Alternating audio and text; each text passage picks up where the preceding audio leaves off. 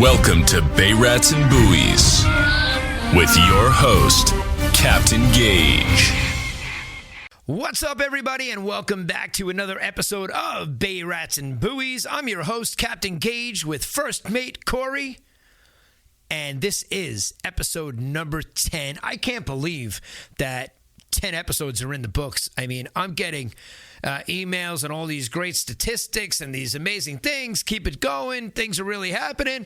And I'm just trying to stay consistent. You know what I mean? It's like I just put one out every week. Every Thursday we put one out. It's Wednesday, December 4th. We're getting it done today. I'm in the studio. I told you guys every Wednesday. This week we pulled the boat out of the water. So we are officially done and closing down the 2024 boating season here in the Northeast on the North Shore of Long Island. So we had an epic year, both you and I, as far as the charters were concerned and just fishing in general. And why don't you go ahead and tell everybody basically, you know, how we met. It was more than a few years ago. It was going back like 4 or 5 years ago. Something like that, and tell them how we met. And, well, first of all, thank you for having me. It's a pleasure being on. I can't tell you the amount of times that I've heard people saying good things about our podcast, people who listen about our podcast, whether it's at the fuel dock, at the deli, local people, not local people. I hear it all the time. Yeah, no, it's incredible. It really is.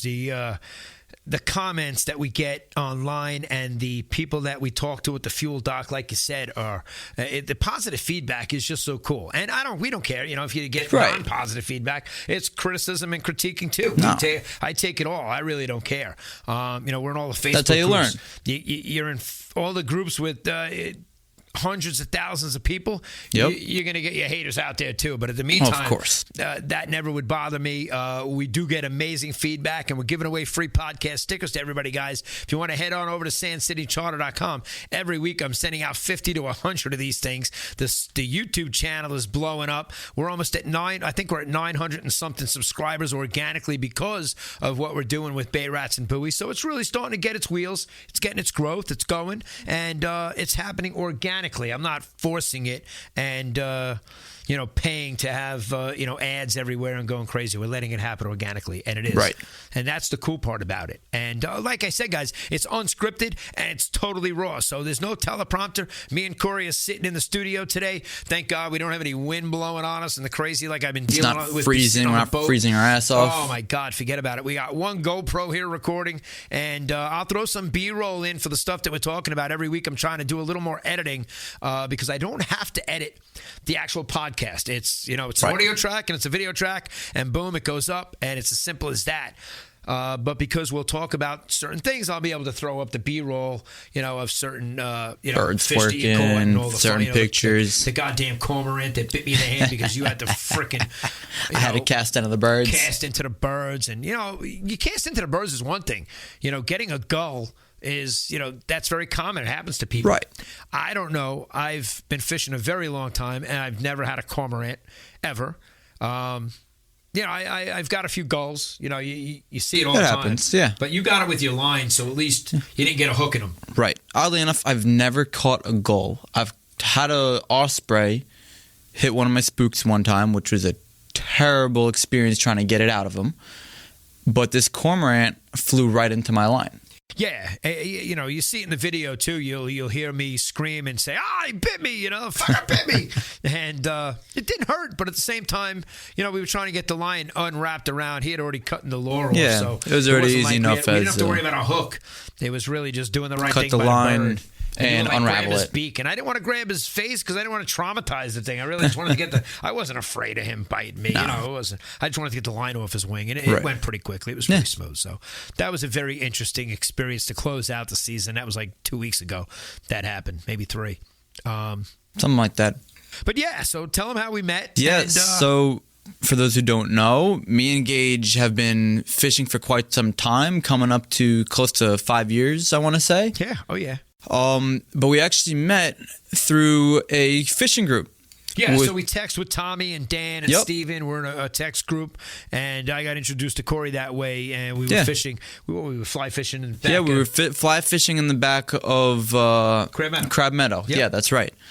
And at the time when I was fishing there, I didn't know that Gaige was there. I was fishing there with Tommy. I see Tommy go up to Gaige and say hi to him. No idea who it is. Tommy didn't introduce us. Right. He had no clue Tommy. Who it was. All of a sudden, Gaige comes up to me, shows me a picture of me mid-cast, mid-fly cast, have that line all spayed out. You were standing on top of the brush. Right on top in the middle. Water. Yep.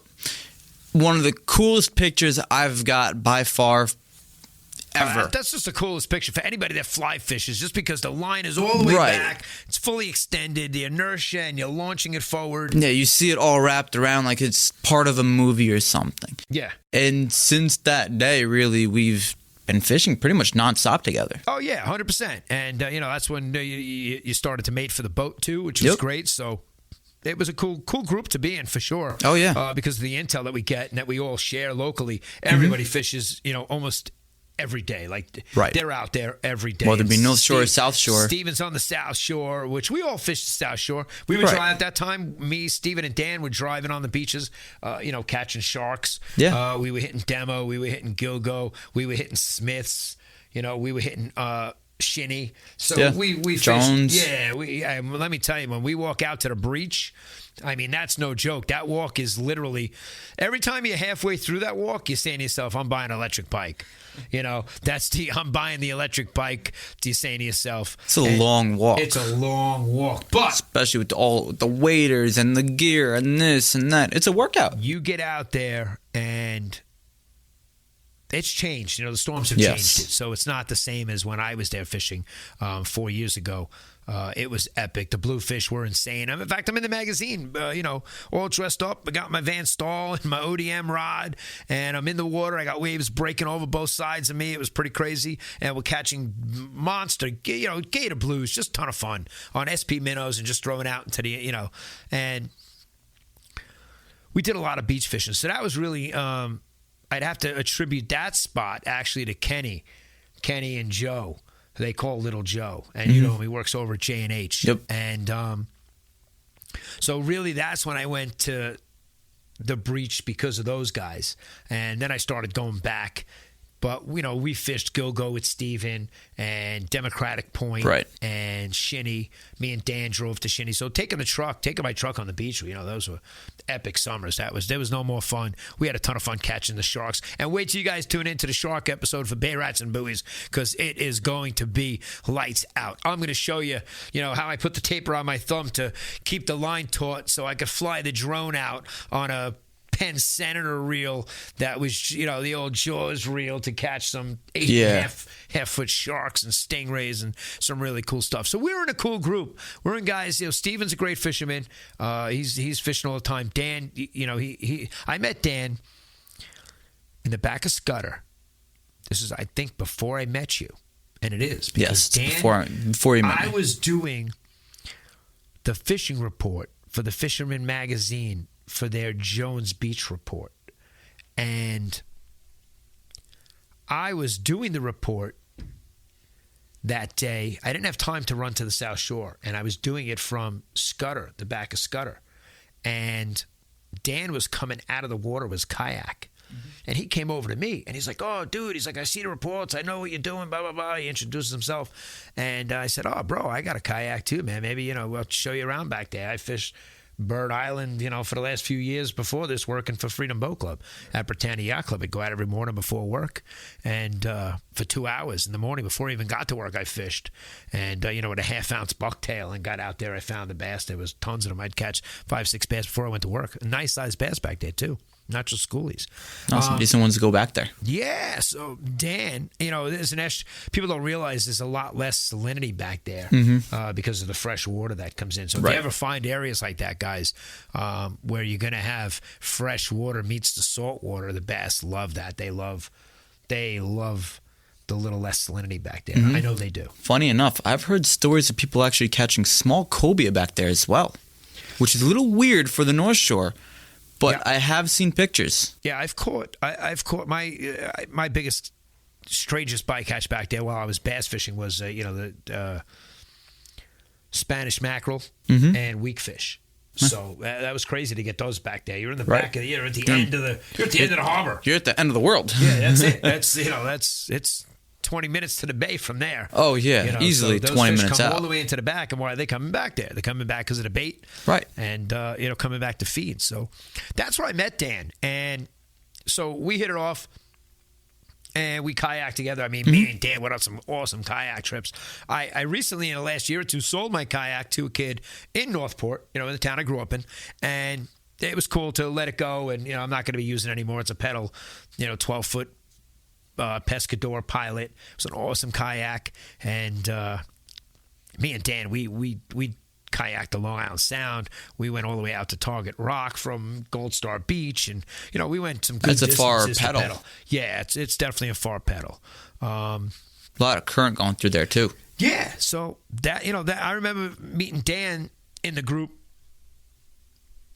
and I met you after Dan. You and Tommy came after Dan. And I think it was Dan that probably brought us all together because you were friends with Tommy. I was friends with Dan. And Dan and Tommy were together. So I think that's how it all came together. And Steven is related to Tommy. Steven and Tommy are related. That's how that whole group came together. And, me and you have been, I tell everybody in all my episodes, I always talk about First Mate Kory. We're a well-oiled machine and whatever I'm thinking, he's doing. And, we're like frickin' frack out there, with two guys. We literally are Bay Rats. So if you want to look up Bay Rat, the definition in the dictionary, it's going to say Captain Kory and First Mate. Captain Gaige and First Mate Kory. I just switched the roles. So I don't know. Maybe that's a good thing. Maybe, I wouldn't blame you for stepping up and being a captain too. It's awesome. I love it. And, we've learned a lot together, working together out there. It's epic. Definitely an awesome time being out on the water, and especially working with you, Gaige. The amount of knowledge that I've learned from you and the things you've taught me on the water, now I've been fishing for 18 years, but even then, there's always new stuff you could learn from somebody else. Constantly. 100%. That's one of the things I appreciate. I even tell you people in the podcast, I'm not a know-it-all by any stretch of the imagination. I started spearfishing this year, and I'm like a sponge. I want to learn everything, and I want to do it the right way. If you want to take me snowboarding, I'm going to take a lesson with a 20-year-old kid. Why? Because he knows the best technique and how to set my bindings for what I want to do. And don't get out there and pretend you know it all, because you don't. So I'm not that guy. I don't like to know it all. I like to learn new stuff. And me and you both, I think that's why we definitely hit it off, because we both love getting out there and learning new techniques, how to use the flutter spoons, how to use the vibes, how to use different equipment that we use. We're not afraid to try. Even getting out there and throwing flies, like poppers, flies, things like that. Oh, yeah, with the casting eggs. You name it, we use it. We try it all. There's nothing we don't do. We use the slow pitch jigs. How many of those do we have? Oh, my God. Who would have ever thought of using a slow pitch jig, something you use down in Florida for wreckfish or amberjack? Who would have thought that would work for bass? Right. Right.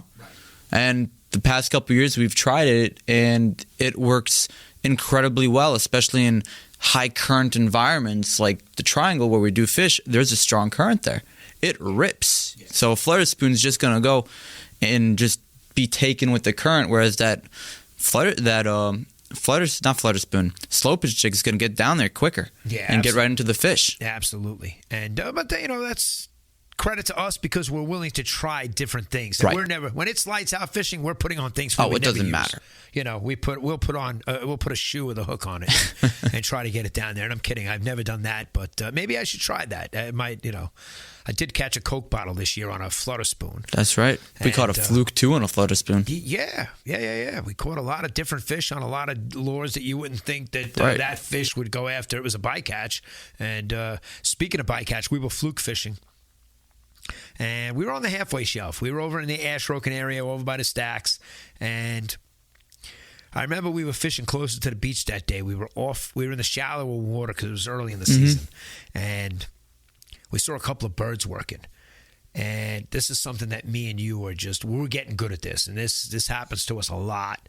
and we saw the birds, and I said, oh, look, there's just like 3, 4, 5 birds. Let's shoot over there, pull up the bottom fishing for a few minutes. Let's go over there and tell them what happened. Tell them what you did. Yeah, we were like Gaige was saying, we were bottom fishing for fluke at the halfway shelf. We pull it up. I grabbed the first lure out of my bag. It was a small jerkbait, I think like a 4-inch jerkbait or something like that, on my fluke setup, which was, I don't remember exactly which reel. It was a size 3000 reel with 20-pound braid and I think 15-pound fluorocarbon on the leader. I cast it out. I didn't even have enough time to reel in the slack before a bass comes up and eats it. Now, he annihilated that He thing. swallowed it, but not in the way that you would think. He was never wait hooked. till you see the picture. Yeah, he's going to put the picture up here shortly. But it was just lodged in its mouth, not hooked, just stuck there like out of a cartoon. Yeah, if we didn't take a picture of it, you would have no reason to believe us. And Right. I'd say that all the time. I believe none of what I hear and half of what I see. And because I'm going to show you the picture, we didn't stick this in the fish's mouth like a toothpick holding his mouth open. This is how the fish was landed. Yeah. And when we got him up on deck and we took a picture of it, and when we put the fish down, boom, It already came out. it came right out.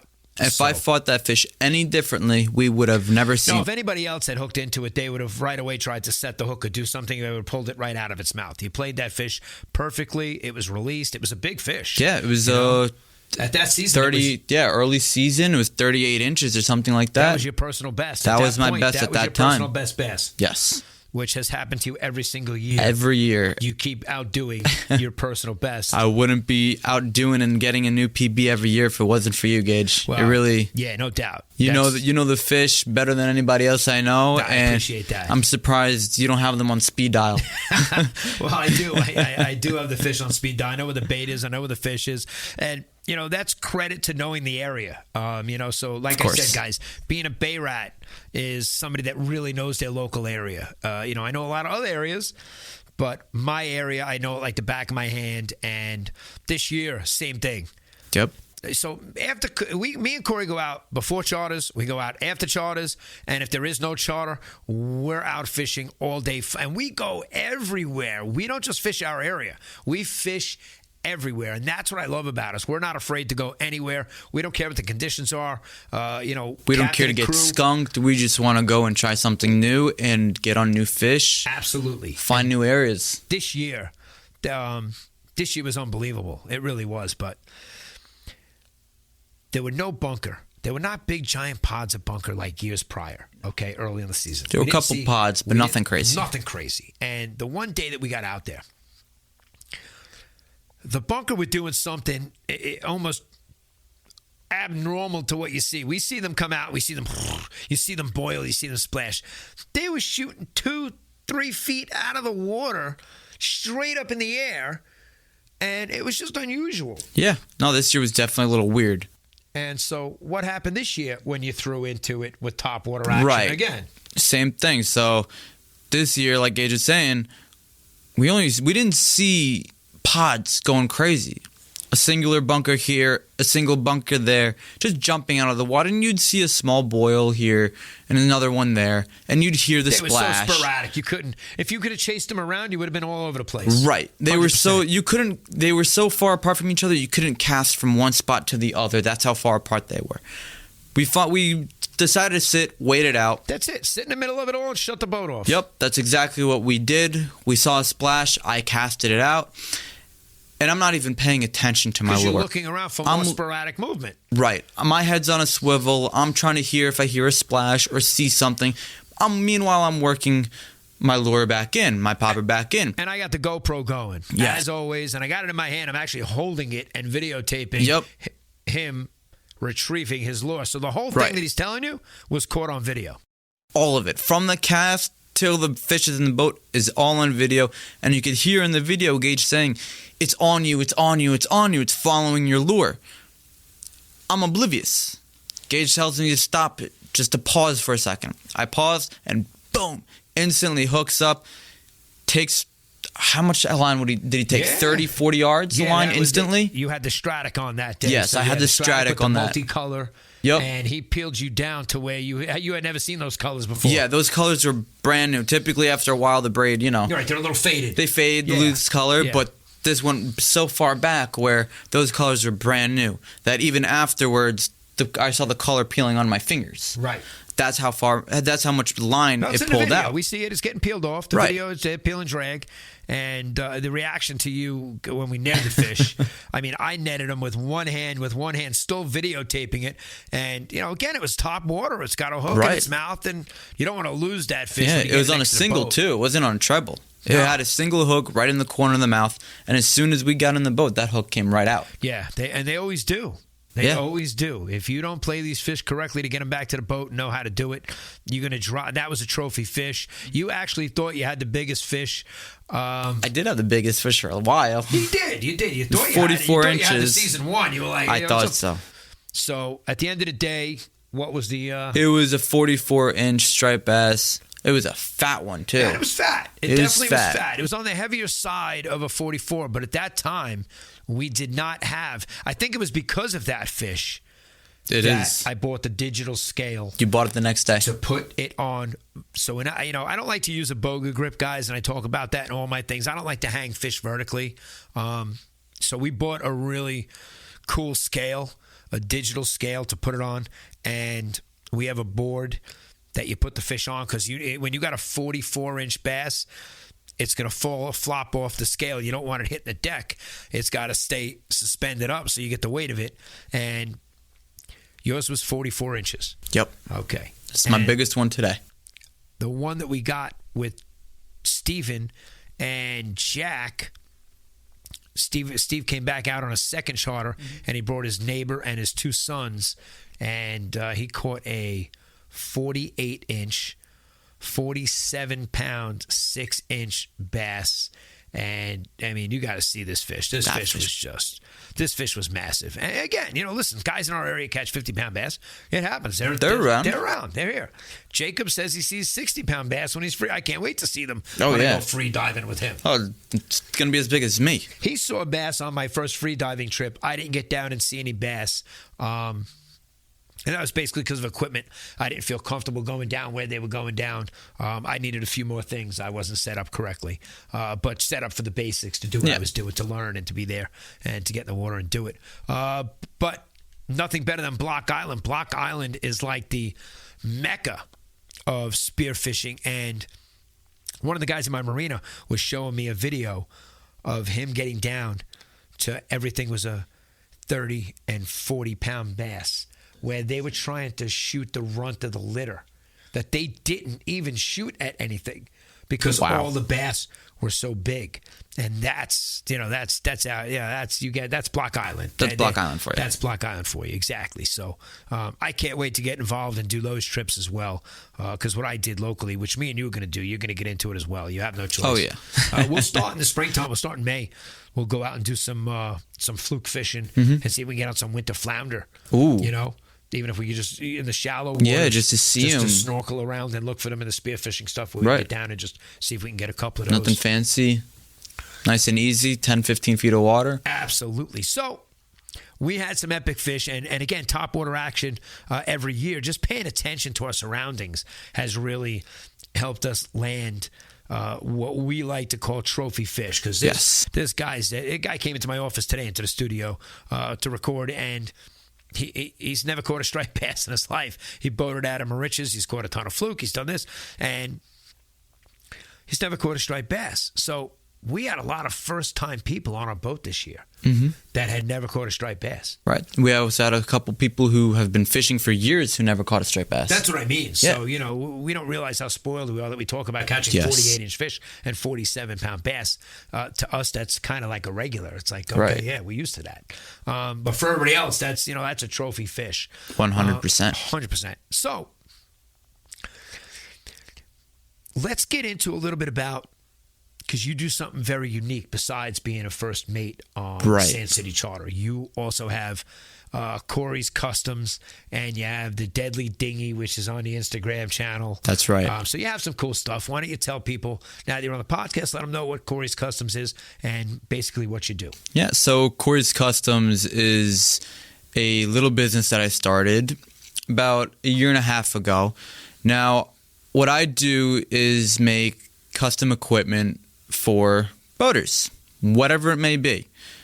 I'll take whatever you want, whatever you can't buy in a store, and I will fabricate it for you, whether it be gaffs, dehookers, bait nets, dock poles, anything you could think of, custom deck brushes. I even had somebody ask for a almost like an extended boga grip, but for releasing fish, where you don't have to hang off the side of the boat. Right.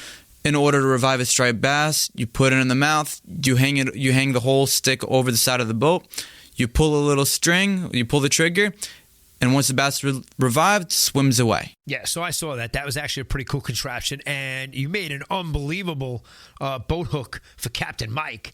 Right. And that 8-foot bamboo, all Yep. epoxied. I mean, that thing is absolutely beautiful. Custom colors, everything. Custom paint jobs, custom paracord wraps, custom colors for whatever you want. You have a logo that you want to put on it or painted on it, not a problem. So I'll put the links in the description of the video so that you guys could get in touch with Kory for Kory's Kustoms if you guys want anything made, whether, like he said. So he's actually making me a hockey stick, because I still play hockey to this day, and I can't think of a better boat gaff to have than one of the $350 hockey sticks that I have that's super light, that he's going to transform into an amazing gaff. But again, we only gaff bluefish. Right. So for me, it's not a huge necessity. I have a gaff on the boat, and like I said, I support The amount of times that people want bluefish is very limited on the North Shore. So it's really only then you decide to gaff the blue. Right. Is only if somebody's going to want But to guys that are take tuna it. fishing, guys that are, Right. So I got a couple offshore people fishing. offshore on the Yeah. South Shore that have purchased a couple of my things. I've even done a raffle as well, and no complaints at all. Well, East End Anglers got a couple of things in mind as well. We'll have we'll see them at the boat shows this year. We'll see them at the boat shows, guys. We'll see them at the fishing shows. So if you catch up with us there, he'll have some of his gear with him, and you can either check it out, you can buy it right there. We'll definitely have some stuff at the booth so that you can purchase it. And we got a lot of big things happening this winter. So we just shut down the boating season, but we're pretty excited about what we got going on even just now in the next week or so. We're going to start hitting the river. We're going to go fly fishing, and we're going to do some destination trips and head down south and check off some of the fish on our bucket list. And I mean, I can't wait to get in the river. Oh yeah, man! And It's gonna be a we have blast. a couple days next week where it's going to be 50 degrees, it's 50 degrees in Florida right now. So even the guys down south are all like, "Wow, it's a little chilly down here." But that's like a 50-degree day. A 50-degree day in December at the river in New York. To me, is like. It doesn't get any better. No, absolutely. That is the best time, the best weather for me. And in fact, I think it'll be so warm that we might get them on some, dry flies. Yeah. Which will be really cool. So not just midges and all the small stuff. I think it'll be cool to get them on dry flies. I love watching anything that blows up on a top water. For me to me that's the best. I'd rather catch one trout on a dry fly than 5 on a midge, on a woolly bugger. That's like a last resort for me. I'm not putting on a woolly bugger unless I absolutely have to. And if you guys have other cool areas that you fly fishing in and you want us to come join you, we'll be happy to do that. We love going to new areas, and we are not only willing to explore, but we are going to explore. So we're always looking for people to collaborate with, especially here on the podcast. Bay Rats and Buoys is getting amazing feedback. And I get emails every day, guys. The responses that I'm getting and the companies and the people that want to collaborate and work with us and do some cool stuff, it truly is. I'm very grateful. But to our credit, we're going to stay consistent with this. So every week we put a podcast out. So every Thursday you can expect to see a Bay Rats and Buoys podcast, and I don't have to sit on the boat. I mean, This is, to me, we're not even wearing headphones. There's no pop filter.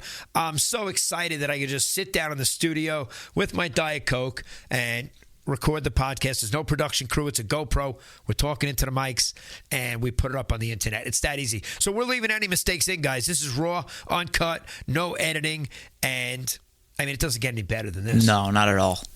This is as good as it gets. And the season just came to a close for us, so it's always a sad time of the year to have to wrap up the boat. But, you know, we look back at all the great fishing that we did and the technology that we used and the gear that we used. And those are going to be different episodes where I'm going to show you guys right here on the table all the gear and all the hot things that we used. And we'll go over how we used them and what we caught and what we targeted and why we did that. But every episode, I want to share with you guys something in the boating community that maybe could help you become a better boater. Because remember, I'm a commercial tow captain as well. So I do see a lot of the things in my area that normal boaters don't get to see. And I can help people avoid certain situations by passing on some beneficial, advice. And with that, with no monetary benefit to me, there's not a person out there that I think should be boating without the Navionics app. And I understand. Listen, you know Joe, he's got a 380 Outrage. Eric, I captain his 380 Outrage. The equipment on those boats, the incredible. Vikings it's incredible. The new electronics are absolutely insane. However, not everybody has that equipment on your standard center console that's going out fishing. They have a depth finder. They have the old unit. They have a removable unit. I get it, guys. We use whatever we have. And that's why I'm going to bring up to you why you should and maybe would want to use Navionics. Because I see guys, they knock off their lower unit. They spin the hub. They bang the prop off. They hit rocks. And they went into a rocky area not knowing it was a rocky area, or not knowing that they were that close to the rocks where... Or not knowing the exact location of that rock. If you're using Navionics, Navionics shows you the rock is where the rock is. And I got to tell you, I use it to get in between rocks to go get people. And it's awesome to share waypoints. Like if Kory's going to shoot out to Raritan Bay and I want to shoot my route to him and say, hey, meet me out there. I'm already here. And he's going to leave in a half an hour. I could shoot him my entire route. It'll tell you how long it'll take you to get there too. And, you could type in the speed your boat goes, the draft, your fuel consumption, all this stuff. It's going to tell you a lot of information for your trip that you get to see on your phone, and you get to do it while you're sitting in your bed. So it's great that you got all the electronics on your boat. And Garmin had purchased Navionics, so you'll notice the app icon is different. The icon's different, and the new units should have typically have a new Garmin unit. Right, typically have it installed already. He's going to have it already installed. It's an app built into the Garmin unit. So you can now share between your cell phone and your Garmin unit and be able to use that information. But my point is, you could be sitting in your bed and figuring out where you're going to go and manually set the route. Yeah, you could check out new spots where you don't know existed that might hold fish and you want to go out and explore. Or you want to find ledges. And, we find it all the time where we'll open it up and we put it into 3D mode and you get to see the contour of that area and you're like, wow, that's how me and you came across. I can't tell you how many sea bass holes that we've come across where we were like, oh my God. We thought it was complete. If you look on the map on the actual unit, either be Simrad or the chart, whatever it is, it looks flat. You see numbers, you see a little bit of difference in the depth, but you think it's completely flat. And that's another perfect. Whereas in the Navionics system, the Navionics app, it has that option too, but if you switch it over to the 3D mode, it'll actually show you where is a rock, what's a rock, how tall is the rock, and if it's a hole, same way. You'll see that it's a hole, and you'll see that it gets deeper, and you'll see the contour of the floor. Right, and that's how I came up with Blue Dotville, and I'm going to expose that. The cat's out of the bag. But Blue Dotville is, an area where me and Kory know on a regular basis where we find fish, and we set these up on Navionics and we see it. So it's very easy for us to go back to previous spots and know where we found the bait holding on certain tides and certain winds. Certain tides, winds, time of the year, what dates we were catching. It shows everything on it. Now, That's me just telling you to go out and use Navionics. Should you have a VHF radio on your boat? Absolutely. Should you have a pair of binoculars? I used to train some of the Freedom Boat Club members when I worked at Freedom Boat Club. And you take people out and you train them how to use a boat. And you get out into the bay and they look across, to a white can. And I would ask them, what does that white can represent? And they're like, oh, it's a no-wake zone. And I would be like, okay, take a look now. And I hand them the binoculars and they look and, oh, it says danger. And important also to have a good pair of binoculars. So it pays to have a good pair of binoculars on your boat, whether you're in a home area that you know well or you're in an area that you don't know, because I can't tell you how much debris we see. Oh in the my water. God, logs, this, that. Yeah, we call them tide deer. walkers. Yeah. Well, this year, so one of my Seals. epic videos this year, I think I showed you recently. It was like I think it had like 56 or 50 something thousand views on Facebook, and I mean that's nothing compared to. Let's talk about videos for a second, and some of the abuse I've gotten over the years with, guys. When it comes down to personality, I'm not lacking any department of being a wise ass and being able to break balls. And I made a couple of videos on TikTok that went stupid viral, 800,000 views and 350,000 views. And in one of them, I'm acting, basically like the 3 don'ts to do on a boat, don't show up late. Guys were writing me messages. I would never get on a boat with you, you cocky son of a bitch, and I was cracking up. And the guys, the casting net, I did a cast net tutorial.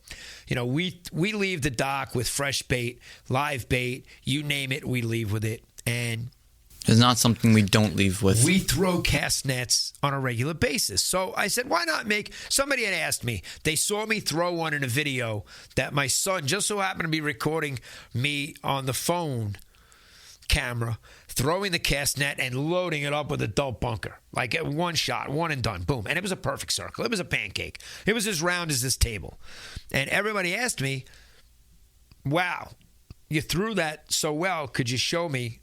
In fact, Kent on Facebook, he reached out to me. He wanted me to come out east and teach him how I threw it. And Kent, me and you still got to hook up. I'm coming tuna fishing with you, and I'll be happy to show you how I throw the cast net. But that video of me doing the tutorial, the comments, I got to make a video, a podcast, just referencing the videos that I've produced, because you brought up the deer. Yeah. I've never, in all the years I'm on the water, clamming as a kid and, being on the water in my area for so many years, I've never seen a deer swimming across the bay. Yeah, I've seen them go from like my house to Vanderbilt. I've seen them that way go just swimming. Not many times, but I've seen it once or twice tops. I hear about it all the time. We know they came across from Connecticut out on the East End, and that's how they came to Long Island.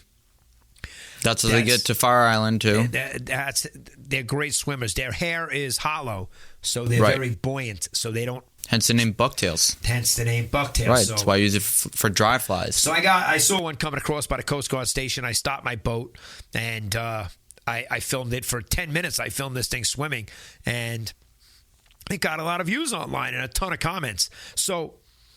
a lot of the videos that I've made have gotten, garnished a lot of attention. Some of the attention is not always good because people don't like, the people writing the video in the time that it took me to throw the cast net. The fish left the harbor. The comments. I could make a shirt or a book just on the comments, of people telling me, and comments that had nothing to do with the video. Like, I make more money than you that you've made in your entire life in 1 week. And I'm just like, what does that have to do with me throwing the cast net? Anyway, point is, we like to take live bait out with us, whether we're going fluke fishing, whether it's killies, whether it's spearing, whether it's peanut bunker, adult bunker, croakers, you name it. We love throwing the cast net and leaving the dock with live bait. However, we catch just as many fish, if not more, with artificial bait. I want to say we catch more on artificial. Now, fluke fishing. Right. Gulp outfishes bait every time. And if the Gulp company ever hears the podcast, I'm just going to tell you that your containers suck, and everybody has to take the cat piss out of the container and put it into a container so we don't have cat piss smell leaking everywhere. And I call it that because I went into Rob at High Hook in Huntington. I had a lot of gulp, and it was running out of the juice, cat piss, in the container. So I wanted to go in and buy just a couple of containers to dump them in there so it would fill up with the cat piss, the juice. And he said, oh, you just want to buy the cat piss? They sell that in a container. So that's why I call it cat piss. So we know it stinks. And everybody knows the smell of gulp. Everybody knows it stinks. And it's disgusting. But you know. I know the taste of it, though. You know how it tastes. Now, me being the first mate, I got to tie a lot of knots. I got to do a lot of things. So I'm not washing my hands every time I bait something or put something in a hook. And for those of you, the fire tiger gulp. Right. And for those of you who tie your own knots, you got to spit on a little bit or lick it in order to lubricate it so the knot cinches down correctly. That being said, after you put a gulp and you tighten a knot, you kind of get that flavor in your mouth from your fingers. So you tasted cat piss. And what did it taste like? Funny enough, it tasted sweet. It tastes nothing like it smells. No. Not at all. It stinks, and I hate every second of it. It stains. I don't even want to stick my hand in there to touch it, but I it's do. Gross. Listen, I'm not afraid of anything on but the boat. It tastes sweet. It tastes like sugar I've water. Gotten bait head. I've had some woof. Being a fisherman, you can't be afraid of anything. No, as far as touching it, yes. But the gulp does stink, guys, and we all hate it. So word out to Gulp Corporation, do something. I know it's flat, so it doesn't spill over. I get it. Put a better I see seal. why you did it. But, man, it's got to have a bigger and a better. Some kind of rubber gasket or something. You got to figure something else out. Because when that stuff Nobody's leaks. Happy. Everybody's always asking, what on the groups, what do you put your gulp in? Always something that's watertight. Buckets. Use a 5-gallon bucket. You have enough. You got to put them in. Use a 5-gallon bucket. I get it. Yeah. But then you're losing a 5-gallon bucket. Guys with center consoles, don't have the room to put 5-gallon buckets everywhere. I like those Tupperwares that have those little flaps on the sides and the rubber gasket around, so it's nice and watertight. And God forbid your bucket of cat piss falls over. I'm telling you right now. It's going to stink. And anybody that's got it in their car, and oh my God, it's just got over the back of the truck. Yeah, dude, it's happened to me. If it's just on your gloves on a rag in the back of the truck, and you I've had it spilled on the truck, carpet in my truck. It's absolutely god awful. Oh, it's terrible. I power washed the thing and it still smelled. Yeah, no doubt. So, that's gulp, and I wanted to bring it up because, we use bait and use gulp, but I got to say we've done a lot better fishing on artificials, and, like this year, the flutter spoons were popular for the last few years. This year, we stepped into Nomad and started using the Vibes, which are just epic, and I can't wait to show you guys the collection of Vibes. The Vibes, the Squid Trexes. They're unbelievable. Even the poppers, like the Chug Norris, is absolutely incredible. Yeah, I have a great, wait till you see my, my Nomad collection. It's actually pretty extensive. And I love I love it. I love it a lot because it has single hooks. Yes. And man, are they sharp. Those BKK hooks are ridiculous. You touch those hooks and the thing is stuck to your finger. Just touching it. It doesn't have to even get pushed in. You just touch it. And I love it. It'll get hooked onto your fingerprint on the finger. And the Chug Norris is, that's just, it sounds like when you do it right, and we've practiced it. When you do it right, it sounds like a fish exploding already on the. It makes bluefish pissed off. Oh, it pisses everything off. I think it turns fish on. I think so too. I think you could show up to an area and just start doing that, and it gets fish. Especially if the fish are feeding. If the fish are being really finicky and not hitting anything or just being weird, I could see how that could be a little aggressive, and you want to go softer and go like 100%. A spook. No, it's not for every. But if the bluefish are feeding on adult bunker, we can throw this can out there, a couple of hooks on it. The blues will if anything is going after bait and they're feeding aggressively, and you throw that in there, it'll draw their attention immediately. In 2025, I am going to catch a fish with a Diet Coke can. And I'm sure somebody's done it on the internet. There's a lot of things that have been done. But I'm going to do it. I haven't done it. So I'm going to try. I'm going to tie a rig in here and have it. And I'm going to catch Kory's Kustoms Coca-Cola cans. Yeah. But Diet Coke, Diet Coke. I drink Diet Coke. Exactly. So anybody wants a Bay Rats and Buoys sticker, head on over to sandcitycharter.com. We'll be happy to send one out. My kids have been doing it. And, guys, the comments and all the different stuff that you guys, I really appreciate it. Thank you for the love, guys. Yeah, we appreciate the love. It's awesome. And, listen, not everybody's going to give you the love, and I appreciate it, especially the guys in Boston. Check it out. You guys catch striped bass. You guys go fly fishing. You guys have boats. This podcast, Bay Rats and Buoys, is all over the world. It's in different languages. It's not just in English. So that's what's so cool about the internet and the attention that it's getting. So I don't care when somebody in Boston in a fishing group on Facebook, says, "What are you posting this for?" in a Boston Facebook group, because it's a fishing and boating podcast, and you too could use Navionics in Boston. So it doesn't matter if you drink water or water. You could still use boating and fishing advice no matter where it comes from. I'm sure that's the case. And if it's not, hasta la vista, baby. Anyway, that's the Facebook groups and the Facebook comments. I love it. So I'm always going to talk back, guys. Never going to let it go by the wayside. No, why not? Oh. And speaking of pranks and different stuff that happened, we took the boat out of the water on Monday. And Captain Mike went down to his boat with Nick, and they saw our boat was gone. So he just assumed we were fishing because, Friday we were out. Why wouldn't be out Monday? Right. And he went over to the dock, and he shortened up our line 6 inches. He calls me yesterday. He's like, "Did you take your boat out of the water?" He's like, "On Monday?" And I'm like, "Yeah." He's like, "So you never came back to the dock?" And I'm like, "No." He's like, "Oh." I'm like, "Why?" He's like, "Well, because we shortened up your lines by 6 inches, so when you got back, you couldn't tie up."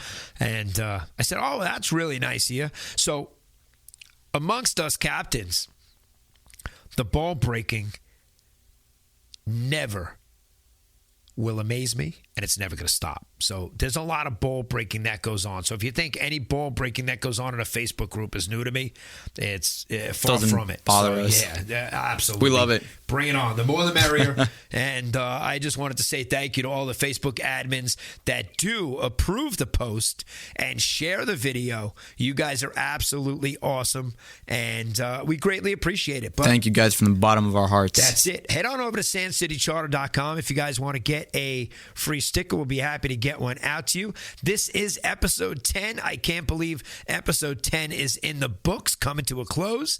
And it's actually great to be in the studio and not have to do it from the boat. Yeah. A little bit of a different environment. I looked forward to this time of the year to do it, but I also wanted to prove that I could do it from the boat. You know what I mean? Like, I could do a podcast from the boat. So, which, we could do it from anywhere. So we're going to come to your boat. We're going to come to you, Jaden, out in Panama City. We're coming, and can't wait to get you on the podcast. Chef Rob is coming in. He's just a couple of weeks away. And every week now, guys, I'm going to try to get different guests in. We're going to be at the boat shows. We're going to be at the fishing shows. So hopefully you'll come over to us, say hello. We'll have merchandise, we'll have shirts, we'll have hats, and we'll have stickers to give you. And maybe Kory will raffle off and give away one of the gaffs. I know he's making me a hockey stick. Yeah. So I can't wait to get that hockey shaft and get a new hockey gaff. That's going to be an awesome gaff for the boat. Looking forward to that. Oh, yeah, it's going to be awesome. And check out Kory's Custom, guys. You can check it out at Instagram. I'll have the links in the description below. So check them out if you want anything made, whether it be a gaff, a boat hook, a D-hooker, a bait net, whatever you need. Tuna spike, whatever it is. Yeah. I think you could probably even make a flying gaff, right? You could probably make a flying gaff. Yeah, he can't make. And guys, the bamboo is insane. When you get this stuff epoxied and bambooed with the stickers on it, I mean, it's a fat piece of bamboo. It just feels like a real. It feels better than anything you can buy in the store. I got to say that. And I saw some. Looks better too. We saw some at the show. And what was the price of those things? The prices were ridiculous. Ridiculous. No epoxy on them. $400 or $500. Nothing. Yeah. It was just unbelievably. It was a gaff. It was what was it, like 3 foot or 4 foot for $400? Ridiculous. Yeah. No, I don't think prices should be that much. Yeah, no, you got to keep it within reason, guys. Yeah. Listen, everything on a boat is more expensive. I get it. I do. But there's reason. My gaffs, for the largest gaffs, for the 8-foot gaffs, I'm selling them for $180 starting price. If you want multiple colors, special paint jobs, it's a little bit extra, but it's nowhere near $400. Yeah, 100%. So that's Kory's Customs. This is Bay Rats and Buoys. If you guys want to collaborate with us, reach out to me. You know how to get in touch with me at sandcitycharter.com.